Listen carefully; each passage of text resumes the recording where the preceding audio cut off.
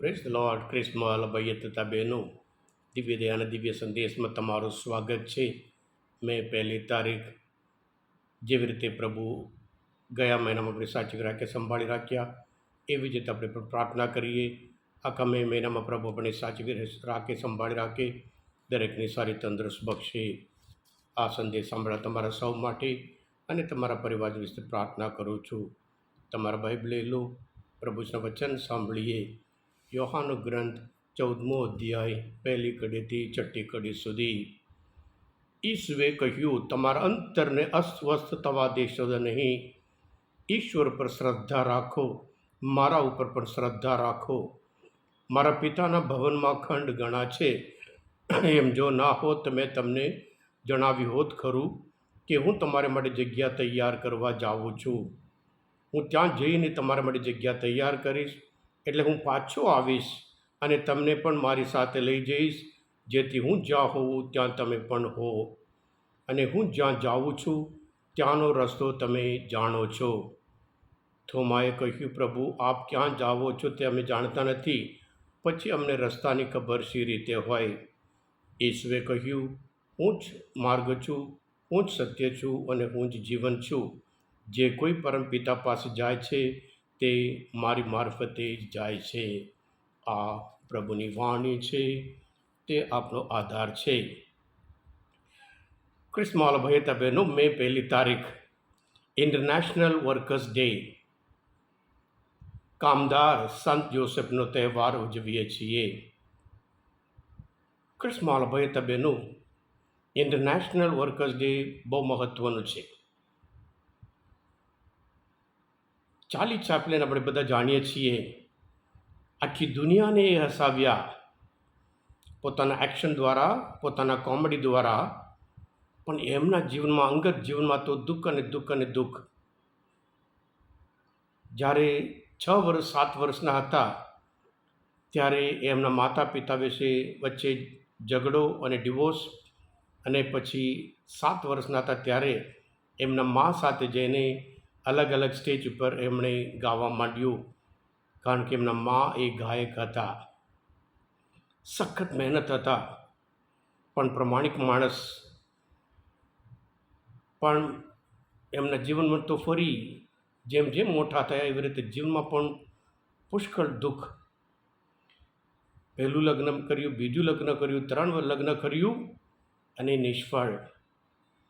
ચોથું લગ્ન થોડું સારી રીતે ચાલ્યું. 1910માં બહુ પ્રખ્યાત થયા અને પછી 1952 વર્ષમાં અમેરિકામાં આમને કમ્યુનિસ્ટ, એન્ટી ડેમોક્રેટિક માણસ કરીને એમને દેશમાંથી એ નીકળી જવું પડ્યું.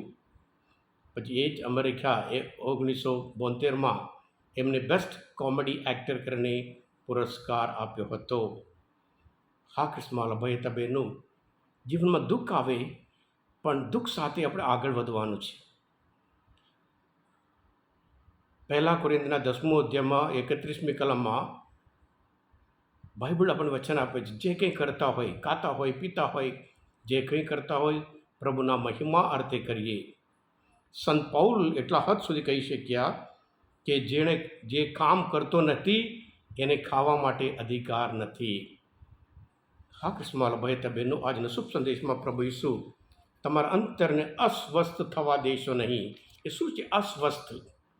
અસ્વસ્થ એટલે એટલું બધું દુઃખ, એટલી બધી વેદના વ્યક્ત નહીં કરી શકે, બોલી નહીં શકે, શબ્દો ઓછા પડે. કારણ કે પ્રભુ ઈસુ છેલ્લા ભોજન વખતે બધું કહી દીધું. એમના જીવનમાં શું થવાનું છે. એક દગો દેવાનો છે અને બીજો ઇનકાર કરવાનો છે, અને તમે બધા નાસી જવાના છે. અને પ્રભુ ઈસુને ગિરફ્તાર કરવાના છે, અને પછી જાત જાતના આક્ષેપ આરોપ લગાડવાના છે, મારી નાખવાના છે, પણ 3જે દિવસે એ સજીવન થશે. એટલે આ બધું સાંભળીને શિષ્યના હૃદયમાં એટલું બધું દુઃખ, અસ્વસ્થ પ્રભુ ઈસુ માટે. કારણ કે પ્રભુ પર વિશ્વાસ રાખે, એમની પાછળ પાછળ ફર્યા 3 વર્ષ, અને પ્રભુને આ થવાનું હોય, અને ત્યાર પછી આપણા જીવનમાં શું થવાનું, આપણું ભવિષ્ય ક્યાં છે. ક્રિસ્મસ ભાઈ તમે અમુક આપણા જીવનમાં આપણે લાગે છે આપણું જે ભવિષ્ય બિલકુલ અંધારુંમાં લાગે છે. કોઈ સપોર્ટ નથી, કોઈ આધાર નથી. એટલે શું કરવું એ આપણને સુસ્ત નથી. પણ પ્રભુ કહે છે મારા ઉપર વિશ્વાસ રાખો. હું જાઉં છું, હું એટલા માટે જાઉં છું, તમારા માટે જગ્યા તૈયાર કરવા જાઉં છું. હું પાછો આવીશ અને તમને મારી સાથે લઈ જઈશ. પ્રભુ જે હેતુ માટે આવ્યા હતા એ હેતુમાં પ્રભુ ઈસુ આગળ વધે છે. અને જ્યારે વિશ્વાસ રાખીએ આપણે જીવનમાં હિંમત આવે. જ્યારે વિશ્વાસ રાખીએ ત્યારે આપણો રસ્તો સ્પષ્ટ દેખાય છે. જ્યારે હિંમત રાખીએ ત્યારે જે લક્ષ્ય છે, જે ધ્યેય છે એ બહુ ક્લિયર થઈ જાય છે. અને પ્રભુ ગેરંટી આપે છે હું જઈશ, પાછો આવીશ અને તમને પણ મારી સાથે લઈ જઈશ, જેથી હું જ્યાં હોઉં ત્યાં તમે પણ હો. હા કૃષ્ણ મારા ભાઈ હતા બહેનો, પ્રભુ ઈસુના વચન એ જીવનદાય વચન છે. પ્રભુ જ સત્ય છે, પ્રભુ જ માર્ગ છે, પ્રભુ સિવાય કોઈ માર્ગ નથી.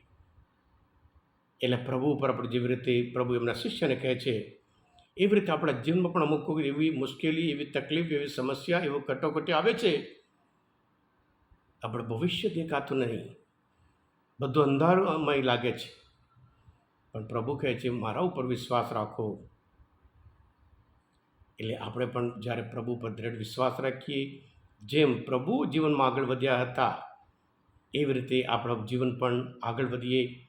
આપણું જીવન વિશ્વાસ હોય ત્યારે સાર્થક બનાવીએ છીએ.